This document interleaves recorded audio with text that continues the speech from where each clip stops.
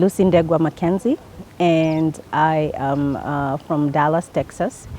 Well, I'm originally from Kenya, but I've been in the US for 29 years. Came for my parents' 50th anniversary.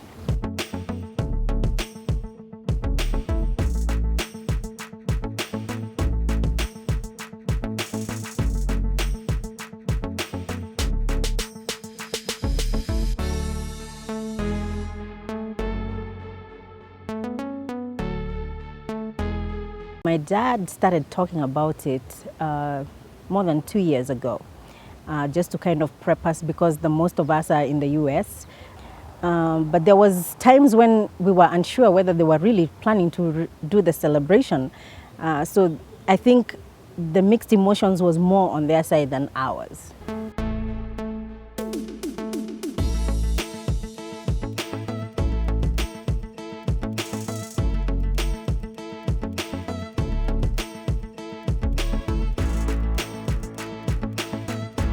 We're 7 of us, and I'm the firstborn. My relationship with my mom has been very tight. I mean, it's difficult to explain the kind of relationship it is. It's the one that no cord gets cut out. When she comes to the US to visit us, I'm pre-warned before we get to the airport. No crying, I'll be back. So, try to compose yourself, behave. Because I'm known to really get very emotional when I'm leaving or when she's leaving. We've been very close since when I was a child. But I felt even more honored when she asked me to be the maid of honor because I thought she could have asked one of her friends, but to ask me, that was very special.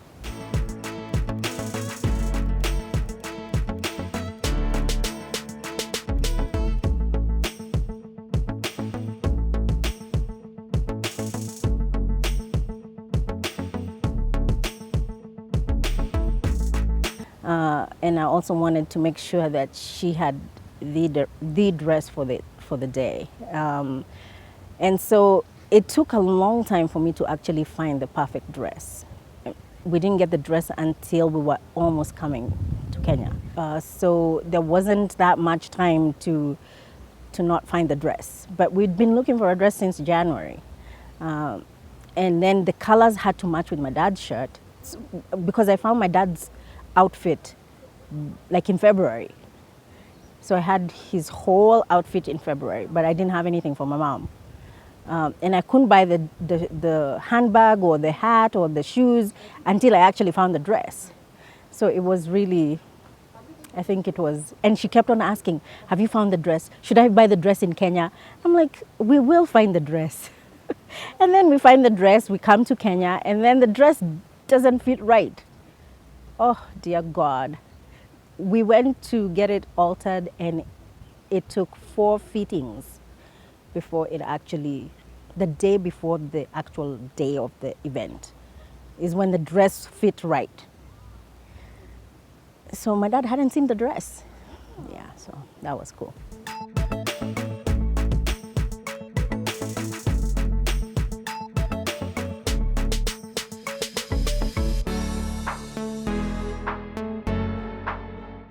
My dad is a very early riser. So at 5:30, he was downstairs, already dressed in his outfit, coming down to have breakfast. My mom was still upstairs, and I'm the one who was going to do her makeup. So I had to get ready and then go get her ready. But I kind of started wondering, how did it feel 50 years ago for both of them?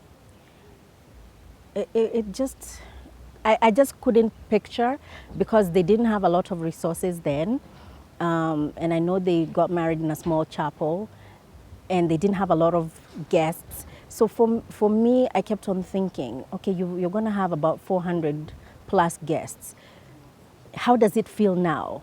And even as I prompted her and I kept asking her, how does it feel? She was just happy. Like you just see contentment. without necessarily her saying it in words. She seemed excited about it. Then, the makeup, she wanted it to, don't put too much. I don't want people to think I have makeup on. And I'm thinking, okay, that is the purpose of makeup.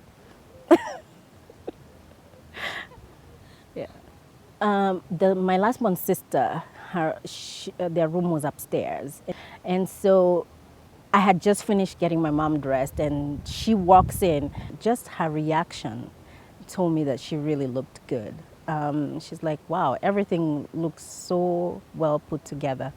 That was gratifying, but also to see how happy my mom was. Then when we came downstairs, my dad just couldn't stop looking at her. I mean, it was like he's seeing her for the first time. So that was kind of cute for people who are in their 70s. So that was good. It was good to just see them together like that.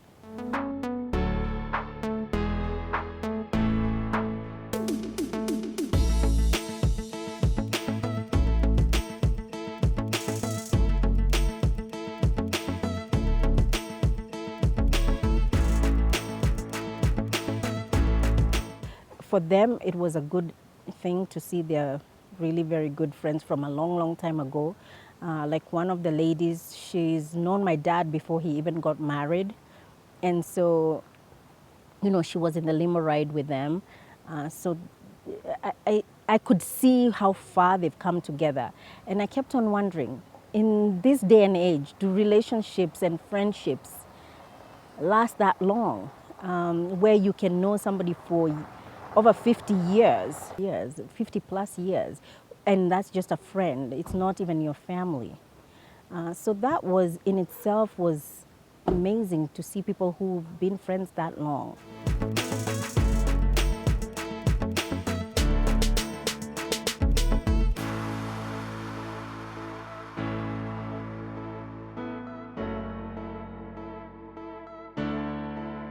And because the structure of how the wedding procession was, because how we thought it was going to be, that's not how it ended up being. When we were arranging, we wanted it to become like a real wedding.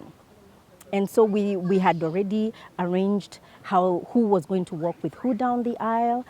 And then we get to the church and we're told, okay, this is an anniversary. Therefore, it's not going to be that way. You are going to walk down the aisle 2 by 2. So pick somebody and just walk down the aisle.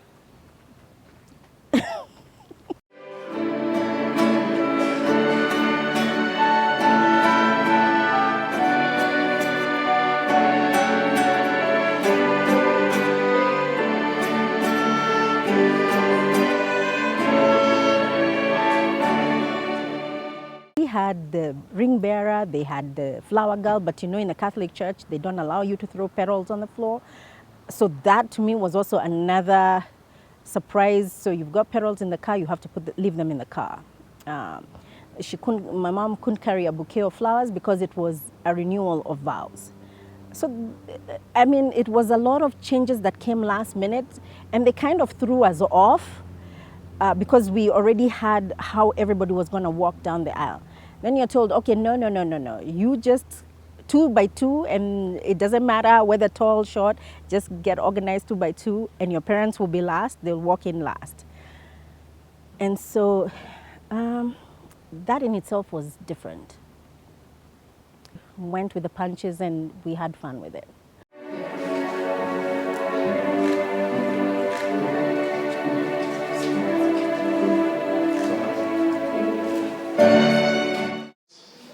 These rings which we bless, Lord bless these rings which we bless in one name. Grant that those who wear them may always have a deep faith in each other. May they continue to enjoy your peace and goodwill.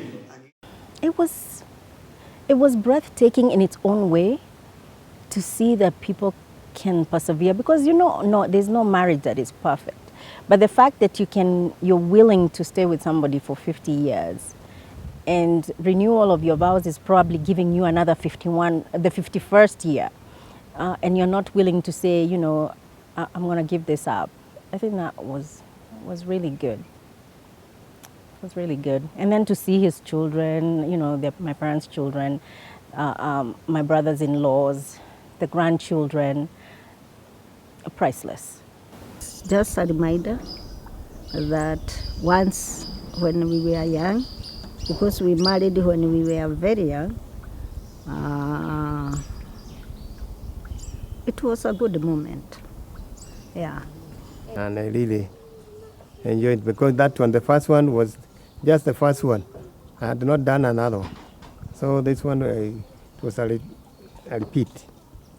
And I was more matured than the time we did the first one. When they were exchanging their vows, I think when people have been married for a long time, sometimes they don't show affection the way the young people show affection. They want to keep holding hands. They're older. My brother and I had to keep on reminding them, you're supposed to be holding hands. But it was good. It was good, and I really want to live long to have a 50th anniversary myself.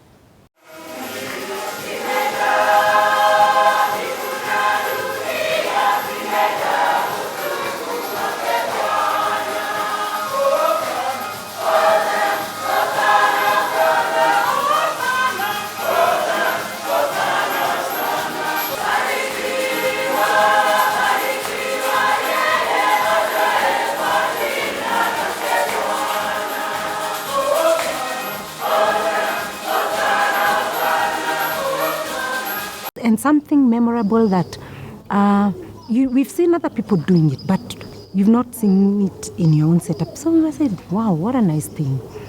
What a nice example. Let me put it that way. What a nice example. They led by being in front, which was a nice thing.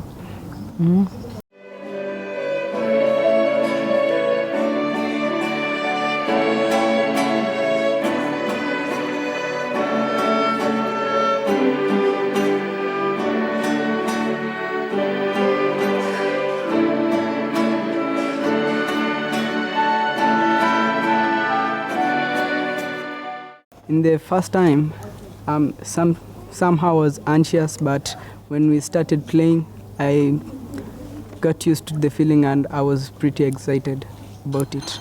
This is Kian Kareo Maranga, my nephew, and Shosho's great-great-grandchild. Yeah, I might say it was thrilling to have his or her great-grandchild in her anniversary.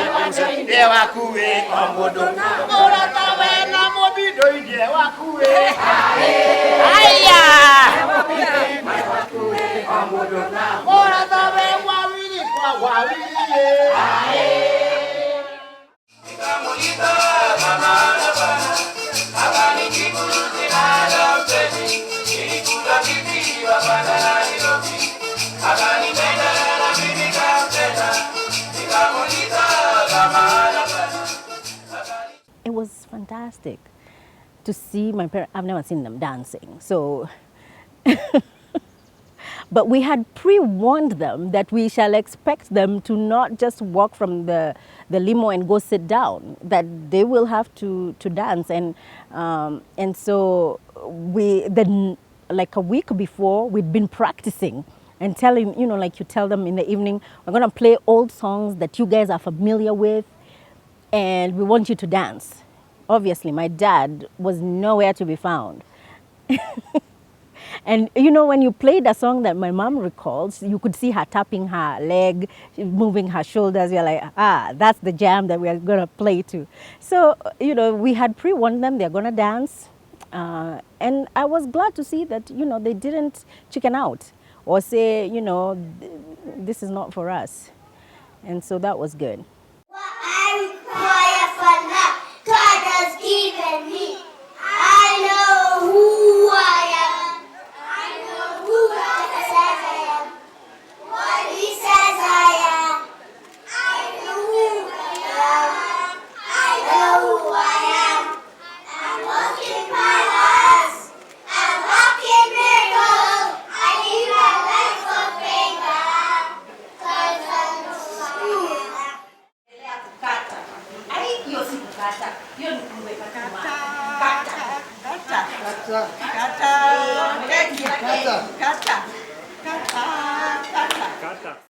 The person who was supposed to cut the cake chickened out. It couldn't do it, has never done it. I'm like, how hard can cutting a cake be? Seriously, you go there, you tell them to hold the knife. Then this is not their first thing around at this getting married. And they've had other anniversaries in the past. So I said, well, if there's nobody else to cut the cake, I'll go cut the cake. I don't know what I'm doing, but I'll try and make it fun. And so that was just a role that was thrown in last minute, but again, you roll with the punches and have fun.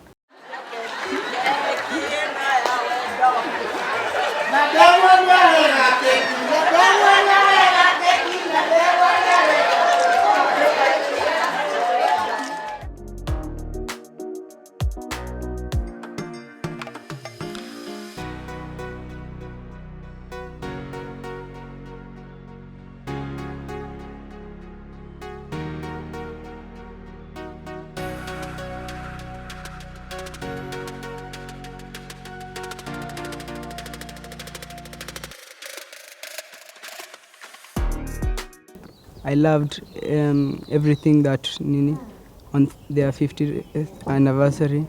I know there are many people who wanted to have their 50th, but they couldn't have them. So what I'll personally say is that we are lucky to have them. I wish them a happy anniversary and may they have even more. I like when we all had fun and we all gathered up together and we all were a happy family. I had a lot of fun, and I am a grandchild to Mr. and Mrs. Ndegwa.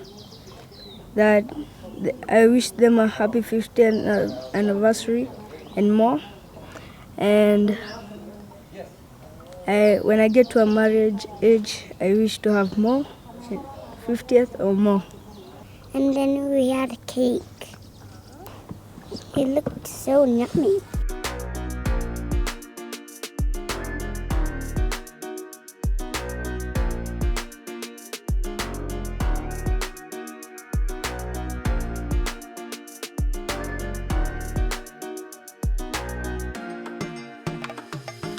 I'm the third born in this family, and I was I'm a wedding planner by profession, and throughout this, my parents' planning, we did it with my siblings. So Dad kept on inviting his guests, and the list grew from 400. We were told planned for 500 guests. We again largened our budget. Again, he came and told us, no, you see, now the guests, I think they're around 600. So we asked him, why don't you tell us they're 800? Once and for all. Or 1,000 for that matter. And he tells us, no, not 1,000, but at least 800. So we budgeted for 800 guests. It was a bit challenging being December. It's a tricky month. So most of the vendors, like even in this business of ring, decor, you won't have all things at one place. Like you have to outsource more chairs, because now your guest list is just growing from big to, and you do not want your guests to come and hang around. So anyway, after a few ups and downs, we were able to now settle. The cake also gave us a little bit of, because we wanted this design and our cake person couldn't make that design, but thank God they made something good. And anyway, all in all, everything went very nice. Never underestimate what the power of family can do. We did not have a committee. It was just us, the siblings, and our husbands, and our parents. And so I was glad to see that they trusted us enough to put together their 50th anniversary.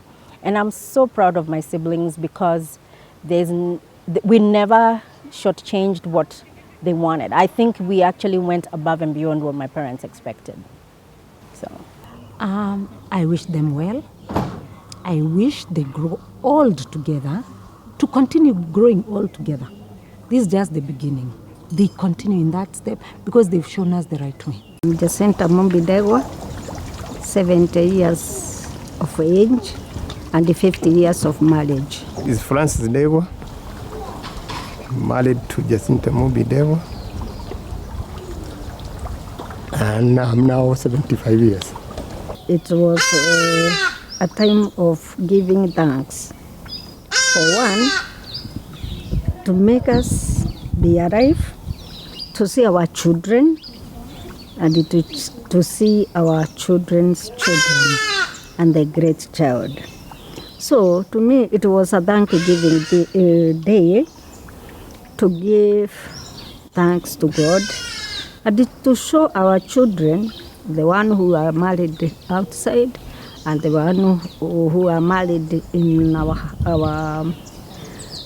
family, to show that marriage is workable. So that was my main thing. Actually, to show the young ones that you can keep marriage. Even the church, because I have served this church for 16 years, to show even the young ones that you can keep a home for that long. Not because day by day things are good. And to thank God for giving me good health, my partner good health, and all our children are there. So it was a very great day for us. I was in the college, in the Kenya Railways, as a student, and she was a teacher, and Muru. And I happened to walk with his cousin. So I found this lady look like a good lady. So then when I completed my course, I asked her whether she can join me, and she agreed. And when I completed my 5 years training, then I thought of marriage immediately after completing my college. You know, long ago, it's not like today's love. When somebody comes and approaches you and he was from far, not from our village, you have to think it twice. Is he really genuine of what he is saying, or is he just passing by? So after some times, I say as he was genuine, and I decided to say yes, we can be good friends. And after being good friends, then we become lovers, and then we married. I had to get some gentleman of my age to go to see her parents. Well, it was not easy because I was the firstborn, and I was very close to my dad. So when I approached my mom to tell my dad that I'm getting married, it was like I was talking to a stone. But later on, they agreed, and I requested them that I'm going to take my friend there, and then they agreed. But unfortunately, as Mr. Francis is saying, we took very much time on the road because the road was not that good. And after 2 kilometers, we have to stop and put some water in the engine. So the vehicle was extremely old. So we had to take too much time on the road. But nevertheless, after we reached there, we ate, and then they started talking to my parents. I was approaching 20. Well,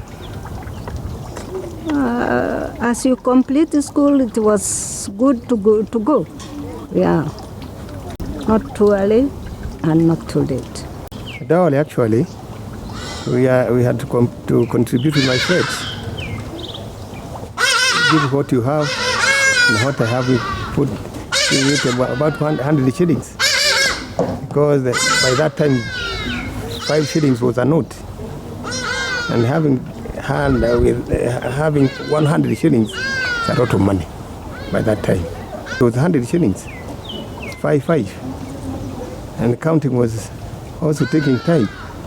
You can imagine 5 shillings note. Counting, they could have seen there's a lot of money. Yes. 1965. 65 for the December. But that day was a good day. I was helped by my friend. He was a EO in Nyahururu. He gave us his vehicle to carry our wedding. Actually, what they do was they have to go. You have to go with the pombe, not Tuscan or whatever. You have to brew this ordinary beer. Although my father-in-law was not taking, but his clan were taking. They said, you come with the beer, three kibuyos, a big one, with your car, and then you take the girl to the place where kibuyu was. And then the pombe will remain there, and they come to the wedding. Then I had to hire a bus to carry my in-laws to come to Nyahururu, where the wedding took place, in a Catholic church. And we did the wedding, and from that time, actually at that time there were no people who are taking the photos, only very few. The camera where you look down, you see whether people are properly. So we had to go up to Nakuru for a photo. So the journey from Nyahururu to Nakuru, it was very exhausting, because even it is the same way, the road was not good. But we had to go there and get a photo that will be put on the wall. And even now I cannot tell you where the photo is. Whoever sees it, take it. Yeah, but nevertheless, the day was good. In their village, that was the first wedding. There was no other wedding which was done before. So the villagers was very, very, very excited. We could not even cut the cake until after 7, because they wanted to sing, dance, do whatever they think they could do. And then later we cut the cake. And we stayed there for a week. And then we came to Nairobi. And since there, we are Nairobi dwellers. When we came to Nairobi, he told me, if we keep on working, both of us, we shall live forever where we are. It is good for you to stop working and you join business. And it was on agreement. It was a very hard job, a very extremely hard to join business. You start carrying things on your head, which you were not used to. As in the Uhuru Market for a few years, and then we moved to town. And from there I have been doing business, and he was employed until 1994. Then he came and joined me in business. If you like something, and if you agree something, you don't find it hard. Only if you are forced to leave and you go to join another line of work, you will find it hard. But this was an agreement that if we work together, we shall not move a step. But if one stop working as unemployed, and join business, we shall see an improvement. So I decided to leave, and I became a juakari like any other women who was in the juakari by that time, and I was happy about it. Although it was very challenging because it was very hard, carrying heavy loads. At that time, it is the time that I was getting my children, so it was not easy. So it's only the time that I was expecting, because my children is one after the other. And at that time I was in business. So it was a bit challenging because you wanted to look after the kids, and again you wanted to make a business a successful business. But nevertheless, we made it through. In fact, we were very down. You could see, even you could not. One day, I saw I have 4,000, but it was not mine. And I looked at it and I asked God, will I one day have 4,000? Being mine, not somebody else. But I always repent, because God made it possible. And when I was asking that, it was not that before we did not have anything. Before we have too much, which we even made us to buy this land, and built the house, although the house was not finished. But then we went down with one reason or the other. But we did not separate because of the problem. We just hold each other because we know where the problem was, and we succeeded. We came back to life. We brought it back through borrowing, and I made it. From there, we continued up to now. I have blessed with 6 girls and 1 boy. They have all children. I am a great ma. I have 1 great child. I am happy about it, and I feel blessed. So when I see my great grandson, I am proud of him. Pray God that if I can get to see more grandchildren, more great grandchildren. I'm very happy because I've seen my great children, and we are together with them. They are not far from me. It is good, at least, to have that patient heart. Be patient to one another. And because many marriages are broken because of the money, know how to handle those issues. Issues that you can talk in front of your children, and things that you are not supposed to talk when your children's there. So, to my conclusion, marriage is an institution where you can enjoy to be, if at all you have the heart to forgive, if you have the heart to talk when it is necessary to talk, because we women, we talk even when it is not necessary to talk. We kusanya our luggages, we go back to our parent. If your home was good when you were living, why did you leave? If your husband does not give you money, don't go talk about the money in front of your children. Because even if you talk, you will only damage your partner's name.